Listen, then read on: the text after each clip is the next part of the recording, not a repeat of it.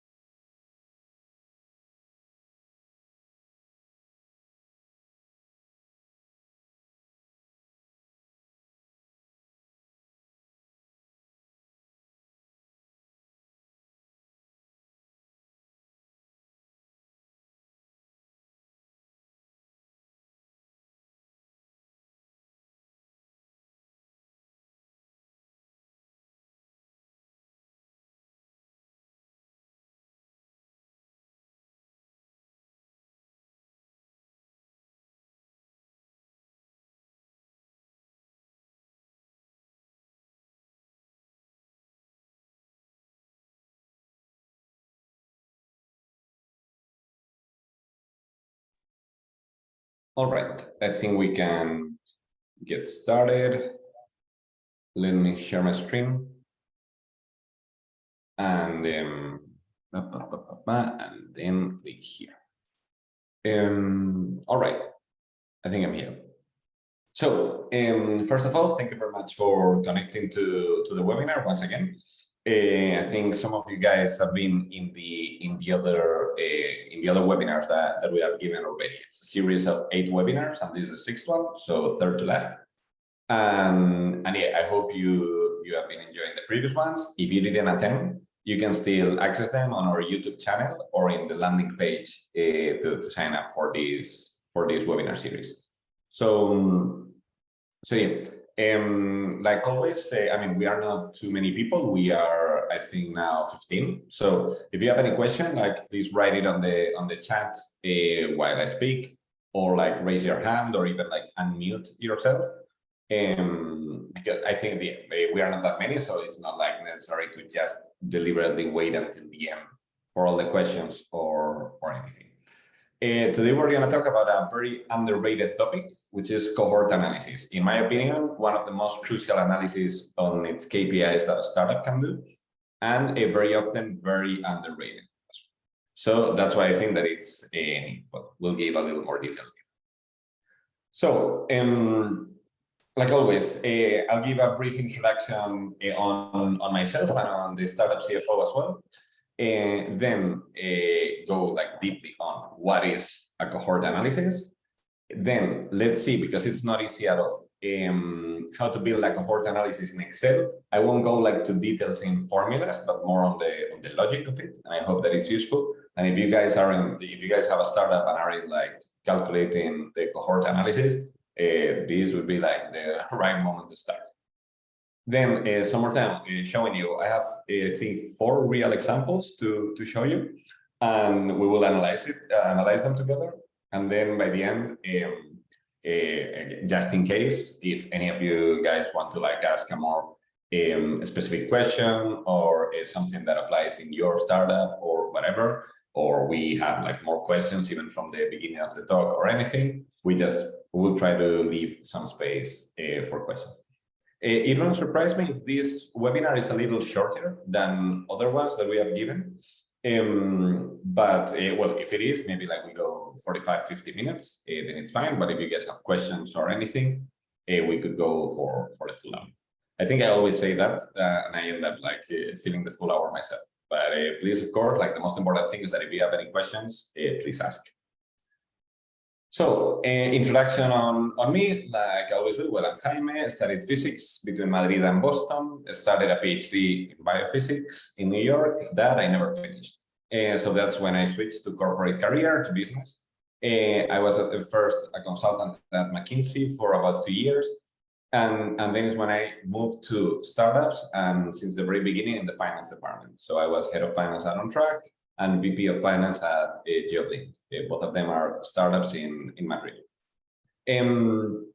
At the beginning, I was a full-time employee in those startups, but then little by little, I started having projects as freelance from former colleagues that needed some help in the finance side of their startups. At some point, I had like too many projects, so I became freelance. And at some point, I decided to launch and try to scale the business model as the company, the Startup CFO. That's January 2020.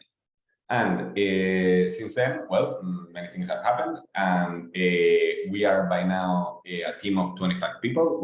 Well, first of all, what do we do? So we offer fractional CFO services for startups in everything that relates with financial plan analysis, so like business planning, reporting, forecast, anything related with the finance operations of our startups, and any administrative issue. Also fundraising. Obviously, we have like a big role in fundraising. We also like prepare our clients for fundraising with professional venture capital funds and stuff.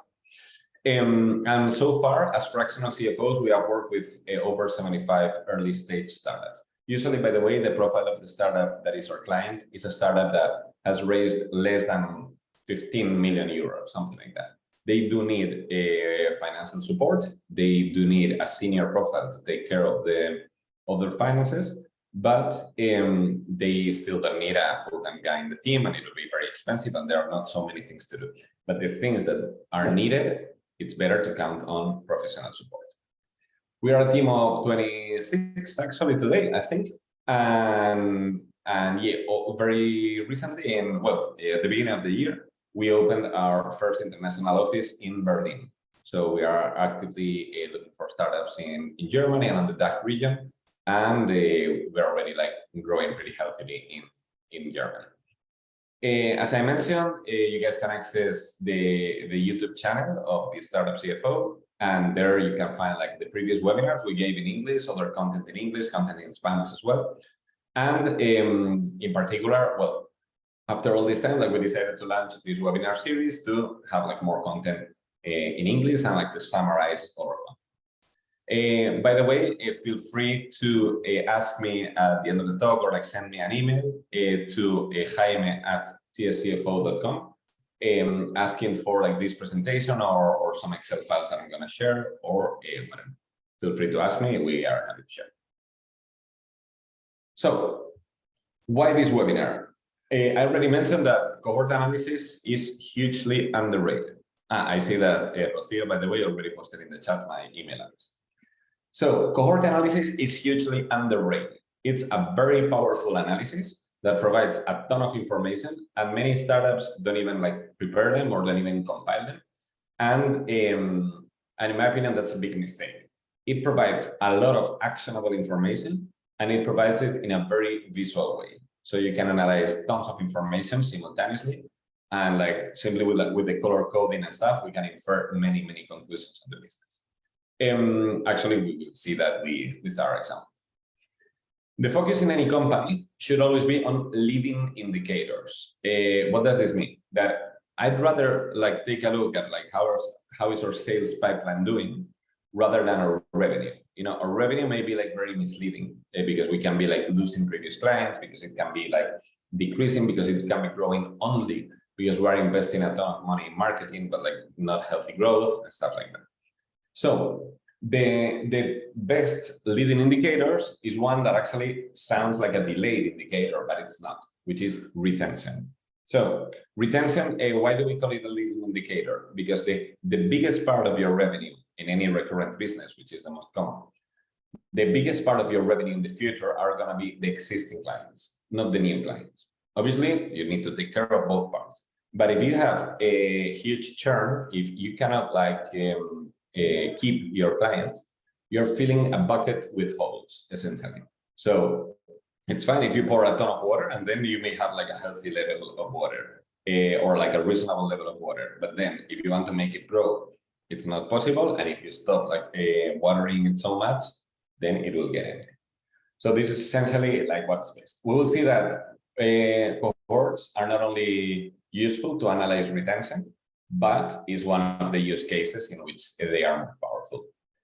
Also, like another argument for retention is that if you have like very good retention, in fact, you can have over 100% net retention, the business will only grow. What does over 100% mean? That the clients that pay us now X amount will pay us more than X, imagine in 12 months. Some of them will have fun, but some of them will grow and you will upsell with them. You will sell them more money that you sold them at the beginning. So that means that if you plant something now, it will keep growing for the future.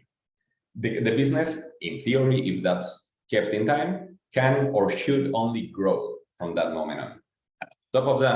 On top of that, you're going to add, obviously, a new MRR or new revenue to the business. And by the way, this morning, by the way, I was giving another training to Spanish agro tech startups. And one of them asked me like, okay, what does true product market fit mean? And in my opinion, this obviously can, like, it's an open question. There's not like a definitive answer. But one of the proofs is retention. I mean, it's not the only one. Imagine like you maybe are not selling yet because you need a lot of development for your product. But the very first day you like did a small marketing campaign, you got 1,000 leads for like an expensive product, B2B. That's certainly like, it seems that we have something here that the market needs. Agree. But a really great test is also retention. We create a product and anyone that buys it stays and we upsell them. So it means that obviously they needed the product and they are not willing to let it go. So let's see afterwards how big is the market, but at least there's product market fit. We want product market fit in a big market, but at least we have product market fit. So cohorts certainly help with this analysis. And I always say, half joking, but only half joking, that this is more or less the whole due diligence or the only due diligence I would do in almost any business. If I see that their cohorts are healthy, it means that they have product market fit, that they can only grow. And then I only need to focus on creating new business on the market and creating new business only. But if the cohorts are very unhealthy, that's a no-go. If I were an investor, that by the way, I'm only invested like very little times. And if they are very healthy, it's definitely one of the strongest. So at least on my end, that's why I claim that they are hugely underrated. So who does this apply to? I've already like given many examples, speaking especially on SaaS and on SaaS businesses and on like with SaaS metrics. And it is true that is one of the biggest perceptions and that is one of the biggest use cases. But it's definitely not the only one, and this applies to everyone. Virtually every startup in the world or anyone that depends on recurring or reoccurring business model. I'll mention that later. So almost every startup, and by the way, in every department, as we will see, not just finance or whatever. So like, I think almost everyone should have like, or like head of department should have some cohorts, some kind of cohort analysis to look at. Also, by the way, we accumulate a lot of data, obviously, in these times, but however, not often, not even the most basic KPIs are analyzed very often. So this, as you will see many times, is just simply what we will use is the revenue per client per month, which is not asking for a lot. But even that, we are not analyzing it in many startups in the right way. And it applies to all business models practically. I put practically because if a business model does not depend on recurrence, imagine like selling cars that you're already like with the margin that you got from the car, you are paying off your cost of acquisition of the client. for example, then it wouldn't make sense. But almost every startup, like I would say 98%, counts on some recurrence, or like are looking forward to have recurrence. So all of those, it applies. And by the way, when I mean recurring or reoccurring, recurring is like I pay 14 euros a month, I think, for Netflix. Reoccurring is that I buy every month from Amazon. I don't have a fixed fee. By the way, Amazon Prime would be like recurring. But what I mean, even if I didn't have it or when it didn't exist, if I buy 3 times this month, 5 times next month, 2 times next month, whatever, that's a reoccurring business. They count on me like to keep buying there. And therefore, the cohort analysis applies. And when I mentioned that it applies to all departments, again, the easiest example to see would be like to keep our clients or to keep the revenue and stuff like that. But we will see many examples on other topics. In operations, you can see like, it can be incidences. It can be like instances in which a situation occurs. It can be, we'll see, any KPI, essentially, that like happens in time. In marketing, it's crucial. In product, like of the usage of your product, depending on the people that you acquire and stuff like that. So we will see many examples on that, not only finance, that is very clear. Even in HR, even in tech, we will see many. So what is it that I've been talking about? A cohort refers to a group of individuals who have something in common during a specific time period. So this means that, like you may have heard cohort, meaning like people that were born in the same year, for example, the cohort of 1990, which I belong to. And then you can compare it to the cohort of 1995 or 1991 or whatever. How did they do? So it's essentially like people that were like started during a specific time period. Define started in many ways. Usually when we're talking about companies is client acquisition, that clients that were acquired in X month, for example. If we're talking about clients, or if we're talking about the behavior of those clients, of the clients that were acquired in stuff. It can also, like, I'll try to give more examples that are not so related to that. You can talk about that in a very big company of the employees that joined in September 2022, October 2022, and stuff like that, or by years in 2022, 2021, and stuff. So you can see at a glance, retention, customer evolution, effects on strategy changes, seasonality, and stuff. And what does this look like? This is like the typical cohort analysis, and here we should stop for a while. This is the most important part that you need to understand. If you don't, please ask me any question. So we see here that what we see here, all these numbers, what do they mean? Means, for example, in January 2020, we acquired a new MRR. This is a SaaS business, by the way. This is like digital signature business for a total amount of 6,000 euros of new MRR. So, so what you would expect here, well, is like this. It can be one client, it can be many clients, but like among all of them, they brought a business of almost 6,000 euros on their first month, on their month 0, let's say better. On January 2020, these guys brought almost 6,000 euros. 1 month after, in fact, these same guys brought almost 6,000 euros, actually the same amount. Even like here, 7 months after, all these guys, these are the same guys. So this is in February, in March, in April, and stuff. In August, in September, they have been paying the same. And then here you see that there's a small change. What does this change mean? This means that probably someone churned. It may be the case that like someone churned and another guy upsold. Okay. And in fact, actually, you can see it here as well. You can see that here, how can it grow? Because now you're selling more to a client that you already had, like from this cohort. Let's see another one that is actually more fun. This one. You acquire this amount. Already 1 month later, some of these clients are already paying you more, apparently. Maybe you lost some and some others are paying you more. And you see that here is even more, and here it's even more, and here it's even more, and here even more, And then here it decreases a little. So you have both churn and upsell, but we want to see the net amount of the clients that were acquired in November 2019, in the month that they are acquired, 1 month later, 2 months later, and so on. Okay, so each line, like this one, would be the revenue from clients that were acquired in May 2020 and how much they have brought through the following months. So, for example, the diagonals will be like the same month. This is May 2020, this is May 2020, this is May 2020, and so on.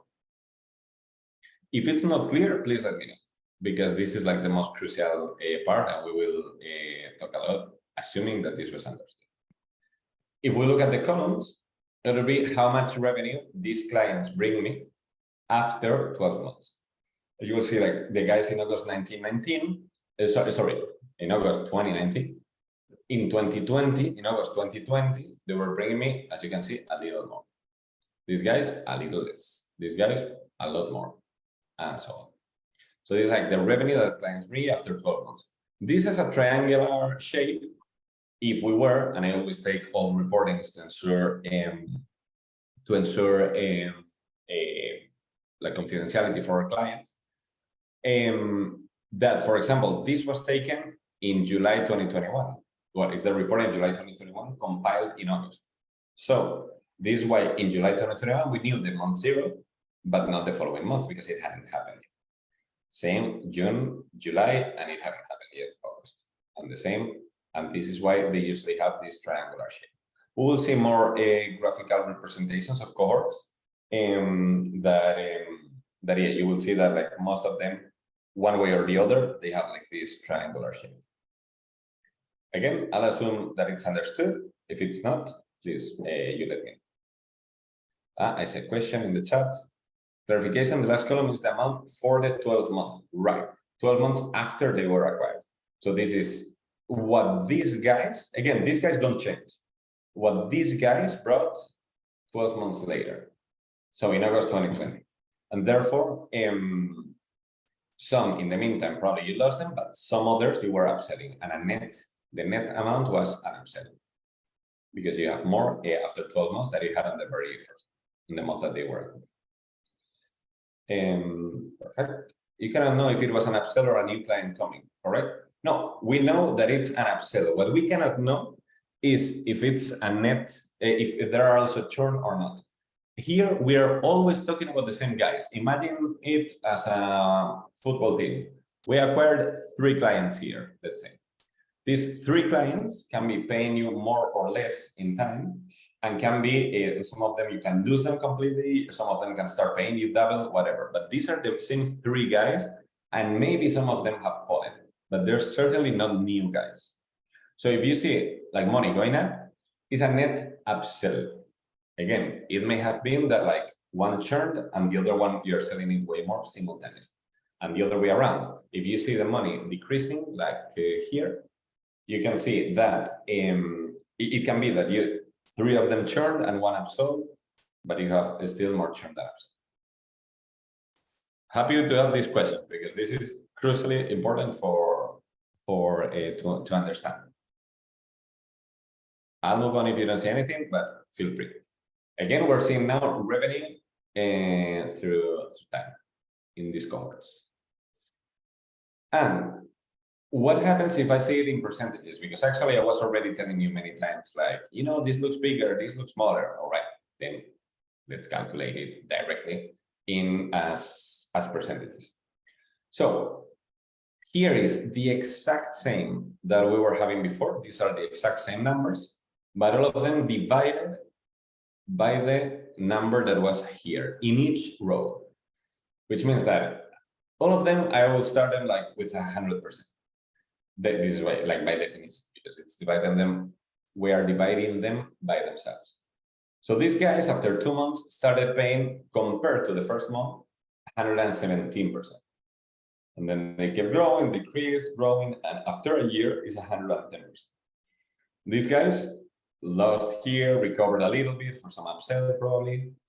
But then the net amount is that these guys, again, not new guys, but like the guys that were acquired in September 19, in total, they are paying you less. than they used to. These two upsold a lot. They are great. And this you can see in all of them. Again, in the very last ones, usually like there are not much changes in the first month. By the way, as a spoiler alert, we're looking at pretty good cohorts. Well, not so spoiler because it's actually written over here. So, what is good and what is bad here? Okay, Andres asks, for each new month, you're seeing the new clients coming in, correct? Yes. So here, like, for example, this is the new revenue captured in August 2019. This is the new revenue acquired in September 19. October 19, this amount. So like this column, if you only look at this column, at column 0, this is the new revenue that you have been bringing to the company each month. And then we see how it evolves. So yes, each month is a new row, and each row is a new cohort. Exactly. Again, happy to answer this type of questions because they are crucial to understand. So here, like, we have two views, and both of them give us a lot of information. One of them is the absolute numbers, and we can already infer some conclusion. And another one are the relative numbers, and both of them are very important to keep in mind. So the calculations that we were doing here mentally, let's see them here like that. And we see that on average, this is very important, that on average, after 12 months, for example, if you acquired 100 euros now, you can expect that in 12 months, they are going to be paying you 109 euros. So again, in average, and again, proportionally. If you acquire 1,000, you would expect that you have 1,090 in a year. So this figure here is what is called the net dollar retention. Dollar, even if we're talking about euros, but just meaning like it's usually called that way, but it's just meaning that we're talking about the money and not what we will see later, which is the logos, the accounts. Net dollar retention, I have $100, and 1 month later, 1 year later, believe it or not, I have more. I have 109% net dollar retention. Another way of looking at it is that this amount is 1 minus the net churn. So you can also say that your net churn is minus 9%. You would expect some churn. Usually this doesn't happen. Usually your clients like fall more than you upsell the ones that stay. But yeah, this is amazing, actually. So if you have like net dollar retention in a SaaS business, watch out, I'm saying references in a SaaS business, of 90%, above 90%, it will be okay. And if it's above 100%, is wow. Actually, we mentioned it in the SaaS webinar that that this is like the holy grail of SaaS. If you can claim that for each client that you acquire, they're going to be paying you more in 12 months, it's amazing because you only need to care, in quotes, about the new MRR. Well, by the way, if this is not a SaaS business, if it's like, again, Amazon or whatever, or if it's a marketplace, an e-commerce, whatever, these numbers will be absolutely incredible and astonishing. Probably in Amazon they are, but in a random e-commerce, if you guys have an e-commerce, if you guys have a marketplace or whatever, this is absolutely incredible. You would expect that the recurrence is way less. You know, obviously the recurrence of a subscription product is way higher usually, and the reoccurrence of a non-recurring product. I don't know if that made sense. If it didn't, please. And this, we can look at it from a different, average SaaS NDR is around net dollar retention 1.02 or similar, right? Maybe in traded companies, but certainly not in seed companies. It's a good point. I don't have that. I'm talking from experience and from like what funds usually like want to see and like. Again, maybe in traded companies, as obviously we are talking already about successful startups, or maybe like Series B startups and stuff like that, it's this high. But in seed stage, this would be very, very, very good to have like 1.0. That's what I would say. But I don't know the specific statistics by phase. Again, the more questions, the better. So perfect. Then there's another way to look at this, which is number of clients. Like this, different than the previous one, it can only get worse. And this, if we understood the concept of cohorts, should be understandable. You acquired 27 guys in August 2019, and then you can only lose some of them, or maybe recover them, but you will never have more than 27. Again, imagine it as a football team. These were 27 guys, and like, let's see how they evolve in time. But the 27 guys that you hired in August 2019. So they are not going to be ever like, oh, now it's 50 guys that I hired that month. This can't happen. It can happen in dollar retention, but it cannot happen in a number of clients. So this is the exact same figure than this, but now in terms of number of clients. So they can only decrease, and obviously the numbers are lower, and we see that like the average cohort starts with 68, and then let's see how it goes. This, sorry, this, what happens if I look at it percentage-wise, like we were doing before? Again, the very first month is 100% because we're dividing by this column, actually. All the numbers in the row we're dividing by this column.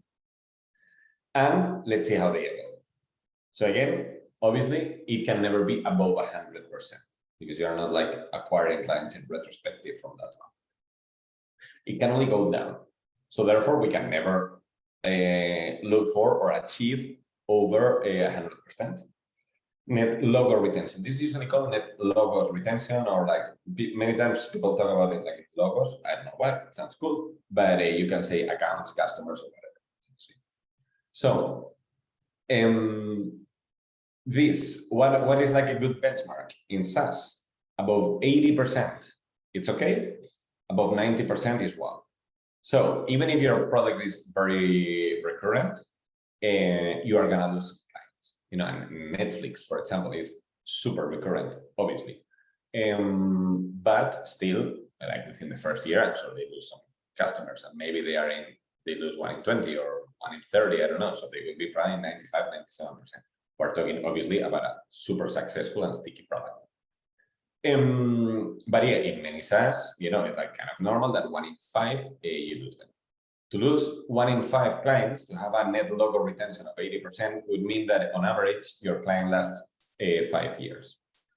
So that's like a reasonable lifetime if you have a good average ticket, obviously a good gross margin, and a low CAC, as we saw in previous web. So, okay, we defined it, and we already inferred some conclusions, but we can infer many more. So let's go back and try to look for abrupt changes in horizontal bands. For example, here, something happened in May 2020 or something happened in January 2020, and we have stopped. For example, what happened here? I'll tell you, this is digital signature. So what happened here? COVID. COVID certainly helped this client. And actually, many clients started being interested in March and April, and then they started signing right after. So this is like a typical company that was counter-cyclical when COVID arrived. We actually started working with them then because they were doing great with COVID. There's always like some companies that are for certain business that are like counter-cyclical. Also, something that we can see, this is SaaS B2B, and August is a pretty bad month for new sales. So we see the seasonality. We see that clients don't leave us in August because we don't see like a diagonal, like we will see later in another example. We don't see a diagonal that says like, look, everyone like buys less in August and then gets back in September. So for the usage and for the payment, no, but for acquisition, there is seasonality. Usually, I would say that every business in the summer has some seasonality, either in acquisition or in payment. Something that is counterintuitive, and in my opinion, not like very easy to explain, is that in January 2020, they sold more, which makes sense because many companies start like spending like according to the natural year. But for example, it didn't apply in January 2020. Okay, curious. I would have expected it from the previous one. So things that we already like in horizontal bands that we can be seeing. Also, you want to see positive general evolution in the vertical ones. And this is way easier to see in the net dollar retention.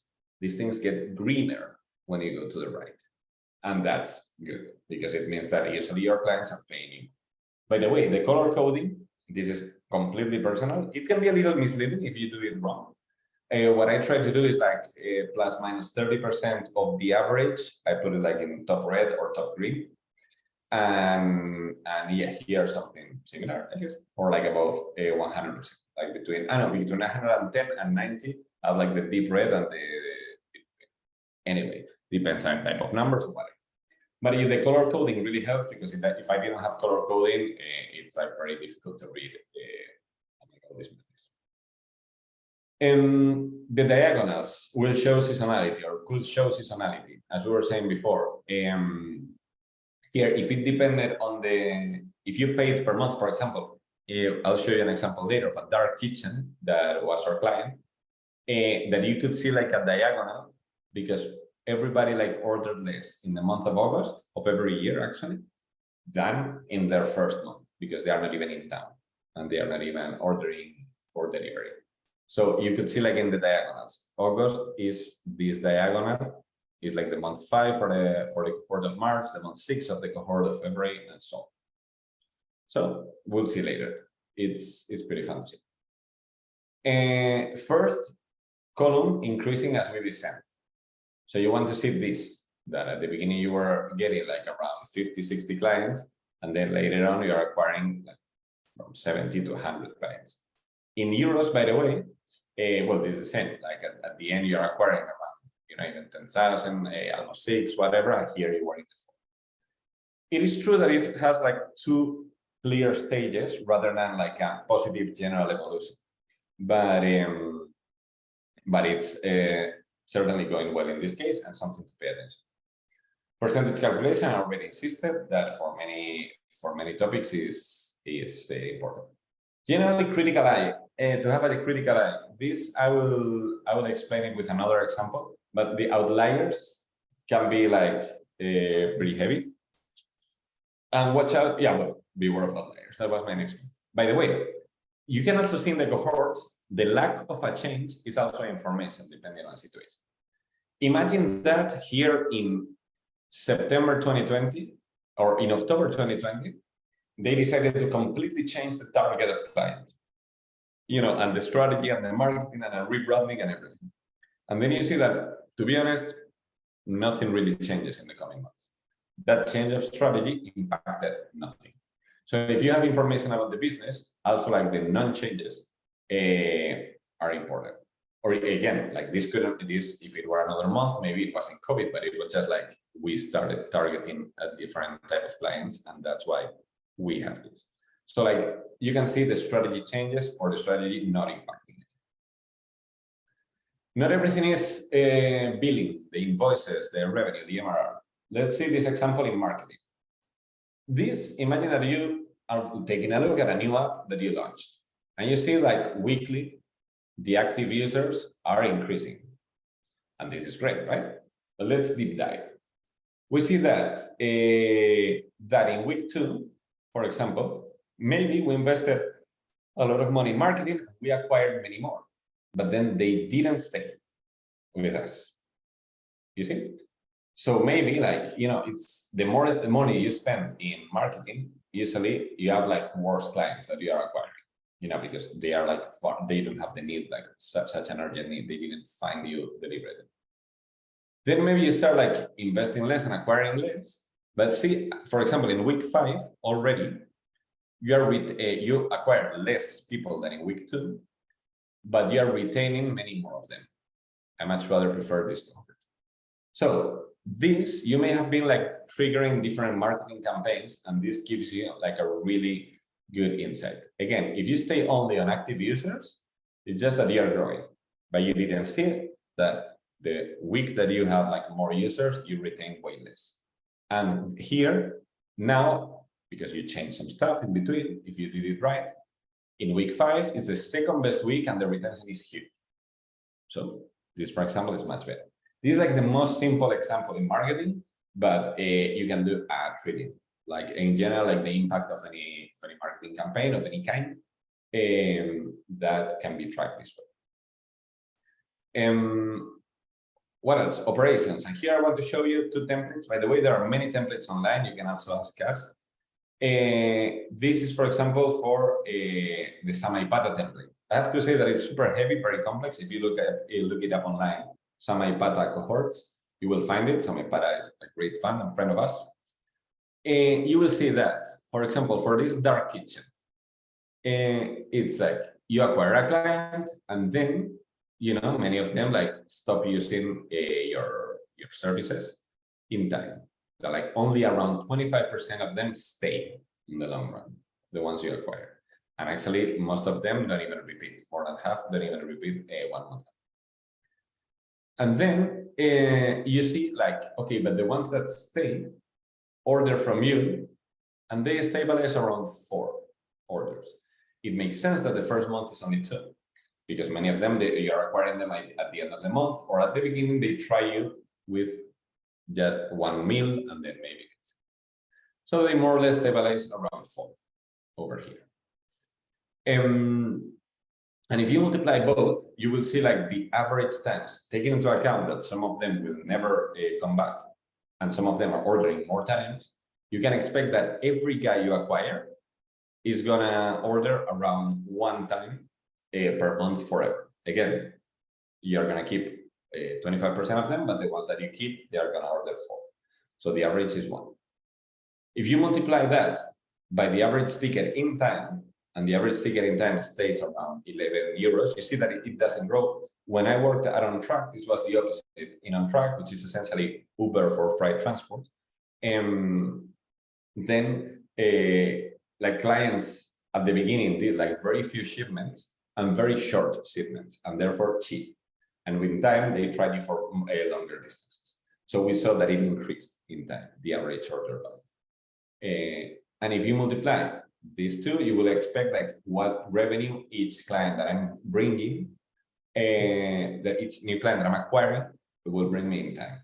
So it's like every time I acquire a client, I can expect that on average, losing some and earning some, they're gonna pay me around 10 euros per month forever.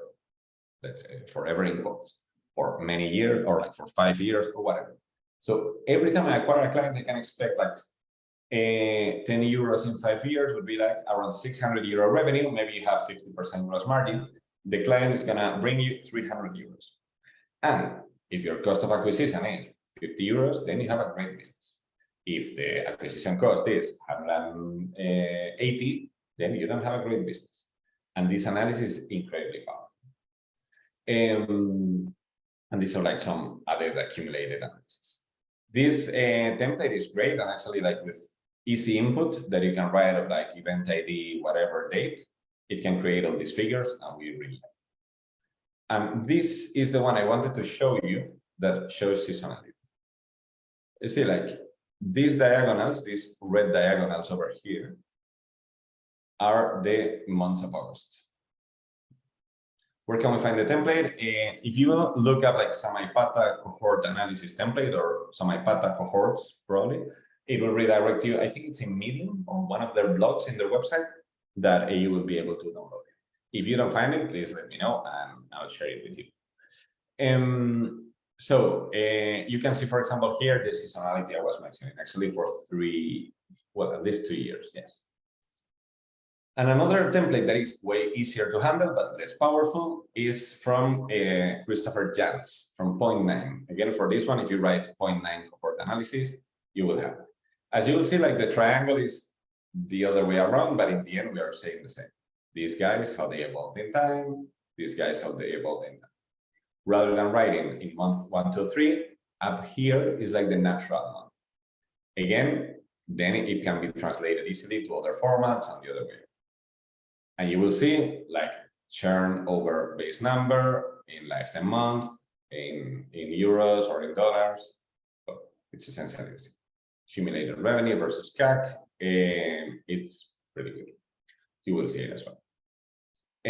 Both of them, by the way, have like some lifetime CAC calculations over there. Ingrid told me having that template would be great. Perfect. Please send me an email and I'll write it again to Jaime@tscfo.com. But if you don't find them online, or in any case, the presentation and the templates.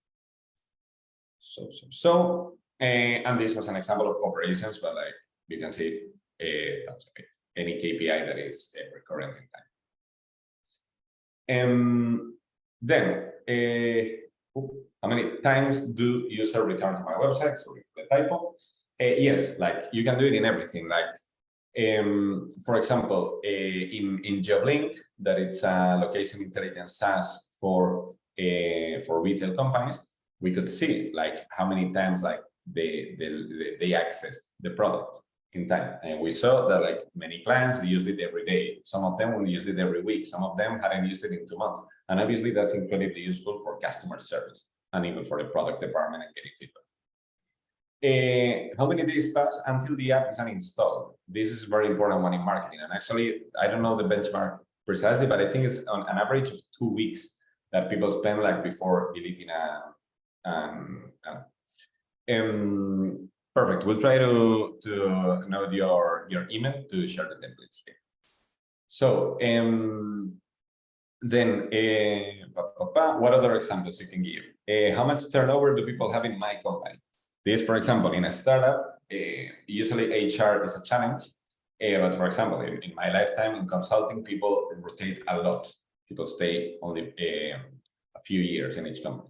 So you can say like, people that we have been hiring since 2015 last way less than people before, or only like 10% of them stay for longer than 6 months, and it used to be 30%, whatever. You can see that by cohorts.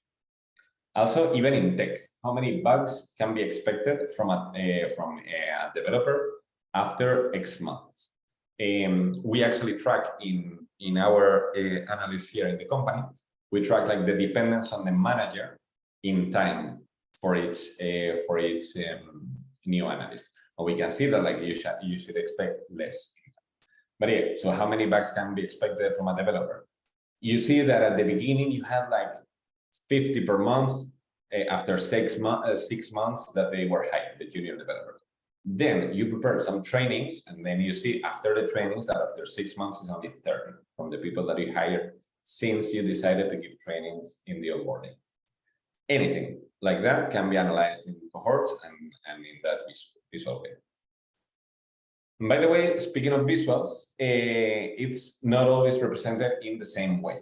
There are like the triangles, or the triangle shape is very common. This is reversed from what I was showing you, but it essentially says the same. This is like plotting it, and as you can see, some of them like get higher farther than others. Here is like accumulating in time. Total profit by monthly cohort, like this chart that they keep accumulating, and you see like the revenue now, it's an accumulation of all the cohorts that you were having. So, but pretty fun to watch. So then also some comments that you may be thinking that it's complicated. We recommend that the number of rows and columns are multiples of 12 of an entire year to see, especially like if the business is seasonal, but all of them are seasonal either in sales or returns. So if August is a bad month, you prefer that there's like 1 month of August after 12 months and not 2 of them depending on what month you are compiling. So we prefer that it's like 24 rows, 12 columns, for example, or 36, 24, whatever. Something that you may be thinking, okay, so how do Airbnb cohorts look like? Because Airbnb, for example, I used it first probably in 1 month of August, then I didn't use it until April of next year in Easter, then July again and August again, then I didn't use it for a year. So they are not gonna say like 0, 100, 0, 100 all the time, and it's super seasonal. Many companies like this, that the recurrence is not monthly or not regular, they do unbounded retention, which means that every time I've used it, they consider I've been active the whole time until then. Which actually makes sense. I still have Airbnb on my mind, even if even if maybe I don't buy it like for 2 more months. I always count as churn, but like if you look back, they will not count me as churn for this one. It's just like a comment to see how it works. And has to be a focus on actionable metrics rather than vanity, that I think we have explained. And how is this built? And actually, by the way, I'm going like way slower at the beginning and faster at the end. I always like end up blabbing, and speaking too much. So if you remember from last webinar, 2 webinars ago in SaaS, it is very useful to have a table in which we say whatever KPI we are analyzing by client, by month. This is natural month, by the way. It's going to be March, April, whatever. And then you should build another table in which it says, what is the month 0 for this client? So if the client was acquired here, let's say January, here we would say January. If this is a 0 and this is 100, then we will write February. That client was acquired in February, started this KPI in February. If it's an employee, you can write like with a 1, the months that were in the company, with a 0, the months that they weren't. And you should write here in what month they started. And here, you should write that KPI for that month that they started, and 1 month later, and 2 months later, and so on, until, let's say, 12. So it's certainly like to move this table that we were saying. I think I have an example here. To move this table, to make them all like go to the very first column, it's a 0. For example, here, client 14, you see that they started in March 2021. So here it says March 2021, and it says the behavior of the months after and in March 2021. So essentially, well, when you put it here, then it's easier to say, like, in month 0, the clients that were acquired in November, how much money they brought. And in month 1, the same client, how much money they brought. In Excel, this shouldn't be super hard. But yeah, that's what the templates are for, that are helpful in this type of analysis, especially the Samaipata one. You can write just the events, like you put all the invoices, and it should work. And how does this look like with real clients? I'm going to show you, like obviously sanitized, some examples. One example in which this doesn't truly make sense. Again, I was saying about the recurrence. This case is recurrence, but these guys depend on very few customers with huge contracts. You see, for example, this guy pays 57,000 euros per month. So these guys acquire very low number of accounts, an average of 0.3, but they are huge. So here, the cohort analysis doesn't tell us that much. Well, still, I'd rather see them like all growing than already like that a product like that it has like churn here in well, a huge downsell in April 20. That was a small client, but not too useful.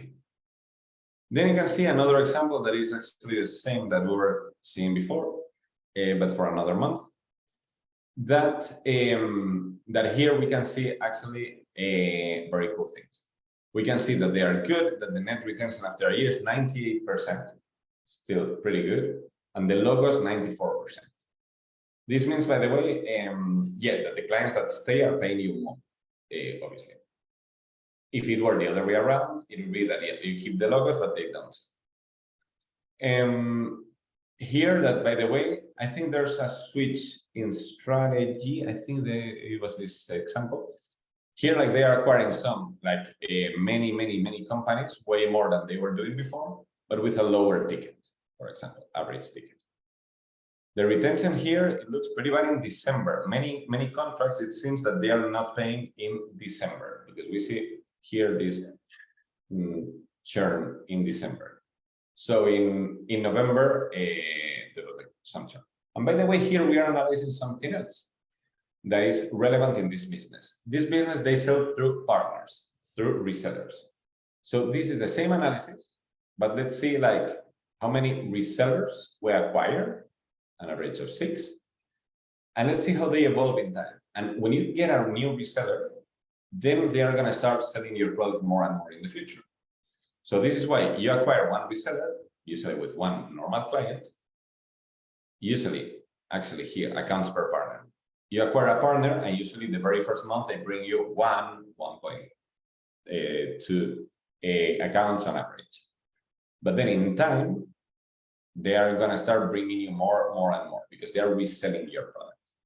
On average, you can expect that after a year, they're going to be bringing 2.4 times the number of accounts that they brought you the first, for example. Another example over here. Oh, this is pretty bad.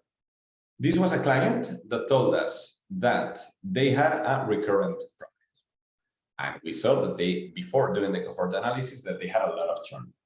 And then the CEO told us, well, but we only count it as churn if 6 months have passed without them buying any product, anything of the product. Because then we consider that, because many times they don't buy for 1 month, but they buy the following month. And so like we only count churn when they have been like 6 months without buying. Okay, so if you plot them, you see that that's not the case at all. And if you acquire 1 client now, the likelihood that they are still with us in a year is 5%. Out of 20 clients, only 1 will be with us in a year. That is terrible. In fact, after a month, only 44% stay. Also, we have a huge outlier here that you can see, and this was a contract that wasn't even like recurring from the product and stuff, so pretty bad. And like the situation that he told us of like, many clients buy and then don't buy and then buy again. Well, it happens very few times, but certainly it's not like the driver of the business. For sure. Like here, something. This client, by the way, a business angel that was about to invest, asked them, a very smart guy, asked them about all the invoices that they have released with the name of the customer and the month. And they asked that what they were looking forward to build, that business angel was looking forward to do was to build the cohorts. And the moment that we sent it, a day later, the guy said, I'm not interested. So you don't need to have like a recurring product. Again, many businesses don't depend on recurrence. Don't claim or don't think that your product is recurrent if it's not, which would be the case. And then the last example that I wanted to show is this example. So we see that here, the company started getting like many more contracts, right? Like what happened here? They hired over here, I guess, a new VP of sales and marketing, for example, and they started professionalizing the department. They were in seed stage before, and then at some point they had money, they hired a professional guy, and things started kicking off. Then you had many cohorts were even empty because they weren't acquiring in any clients then. And you see that it's seasonal as well, August. But you see there's upsell, there's churn. Some cohorts like completely churn. In total, they retained 86% after 12 months, which is not too bad. But yes, so essentially pretty good, like 99% after 12 months. Actually, I think it loaded 24 months here. Yeah, so it's not bad at all. The upsell compensates the churn. And you see, like they have like bigger churn by accounts, but then the upsell like truly compensates. And here we can see certainly the change of here in colors, it's pretty close. Anyway, like always, I said I was going to be short, and I wasn't. Anyway, if there's any questions, happy to go back to explain whatever, to discuss an example in your own startup, anything you may want. And if you don't, again, please write to me if you want any template or the slides or whatever. Happy to share them. And next week, we have the second to last webinar, which is on the Lean Startup method. The Lean Startup, I hope you have read the book. It's amazing. And if you haven't, at least that you connect to the webinar. It's going to be way more qualitative, this talk. It's more about like how startups should behave and pivot and, steer. And I find that it's very, very important. And it's, if you are starting right now, this is definitely a webinar that you should connect to. And I hope you learn a lot. It's the second to last one, and the very last one is on alternative funding. I'm not sure. Anyway, hope you connect or like let know your friends and coworkers if they may be interested. And I'll see you there. So perfect. Once again, thank you very much. Thank you, Angel, for the compliment. And thanks, guys. Looking forward to see you in the next presentation. Goodbye, everyone.